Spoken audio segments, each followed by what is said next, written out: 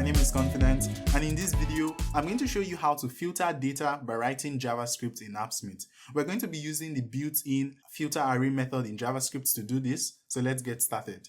Right here we have a simple store application, and this store application displays products we have coming from our getProduct API. The getProduct API is a simple API endpoint that returns products, and we can see that those products are displayed right here in the table widgets. Each product has an ID, has a price, has a category, has a title, a description, and an image, and we are currently hiding the description and the image. So the question is, what if we do not want to show our entire catalog, but we only want to show specific products we have, such as only electronics, for example? How do we do that?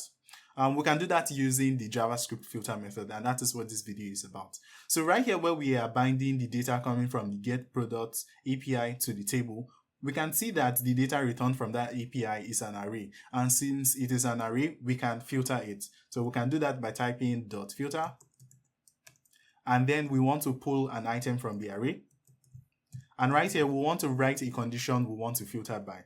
So say for example we only want to return products that are in the electronics category, so we are going to write a condition saying the item dot category, because each item is an object. So in this case, it is going to be item.category. The item.category must be equal to electronics. And taking a look at the table, going back to it, you can see that we only have items whose category is in the electronics category. And the beautiful thing with this is that we can chain more conditions to the filter we already wrote. Say for example, we want to return items whose price are over 200. So let's head back and add that.